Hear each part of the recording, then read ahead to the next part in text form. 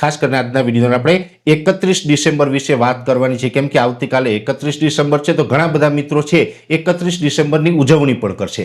ચોક્કસથી ઉજવણી કરે એની સામે મને કોઈ વાંધો નથી, પણ ઉજવણી કરે છે એમાં અમુક જે પ્રથા છે, અમુક રીત છે, અમુક રિવાજ છે એ ખોટા છે, જે બાબતે દરેક મિત્રોનું ધ્યાન પણ દોરવું છે. મારે આપણે એક અપીલ પણ કરવી છે. આમ જોવા જઈએ તો ઘણા બધા મિત્રો આપણે એવું પણ કહેતા હશે કે 31 ડિસેમ્બર છે અંગ્રેજોનો તહેવાર છે, આપણો તહેવાર નથી. તો આ પણ એક ભૂલ ભરેલી વાત છે. એનું એક જીવતું જાગતું મારે આપણે ઉદાહરણ આપવું છે. આમ જોવા જઈએ તો આ એક પ્રકારનું કેલેન્ડર છે, ગુજરાતી કેલેન્ડર છે, જેને આપણે વિક્રમ સંવત કહીએ છીએ, અને એ ગુજરાતી કેલેન્ડર પ્રમાણે આપણા દરેક મહિનાઓ ચાલે છે. કારતક, માગસર, પોષ, મા, ભાદરવો એમ બધા મહિના ચાલતા હોય છે. એવી રીતે અંગ્રેજી કેલેન્ડર છે, જેની અંદર આપણે જાન્યુઆરી, ફેબ્રુઆરી, માર્ચ, એપ્રિલ, સપ્ટેમ્બર વગેરે તમામ મહિનાઓ આવે છે. હવે આ તમામ મહિનાઓ આવે છે, તો જ્યારે આપણે અંગ્રેજી કેલેન્ડર છે ને આપણે અંગ્રેજોનું કેલેન્ડર કહીએ છીએ, પણ એવું નથી. હું આપને એક વસ્તુ એ પણ જણાવી દઉં. આમ જોવા જઈએ તો હજારો વર્ષો પહેલાં મહાભારત કાળની અંદર પણ અંગ્રેજી કેલેન્ડરનો ઉપયોગ થયો હતો, જેની અંદર જોવા જાવ તો જે આપણું ગુજરાતી કેલેન્ડર છે એ આપણા જે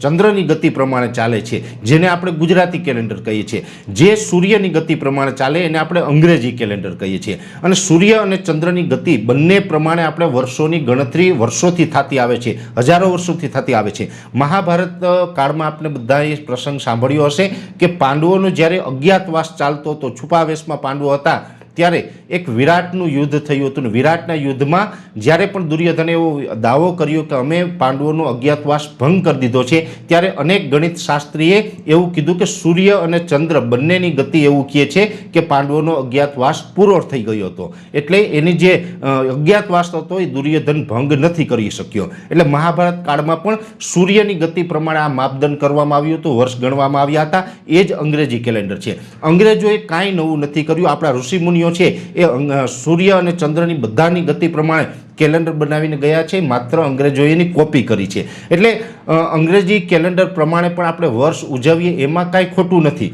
પણ કેવી રીતે ઉજવવું જોઈએ? આમ જોવા જઈએ તો સૂર્ય છે એને આપણે ભગવાન માનીએ છીએ, દેવનું સ્વરૂપ માનીએ છીએ. સૂર્ય દેવાય નમઃ આપણે એવું બોલીએ છીએ. તો સૂર્ય છે આપણા દેવ છે, અને સૂર્યદેવને આપણે હંમેશા જળ પણ ચડાવતા આવ્યા છે. અને 2025ના વર્ષમાં આખું વર્ષ માટે સૂર્ય ભગવાને આપણે પ્રકાશ આપ્યો. એની કૃપાથી આપણે પણ બધા તંદુરસ્ત જીવી શકીએ. જો સૂર્યપ્રકાશ ન હોય તો આપણે તંદુરસ્ત ન રહી શકીએ.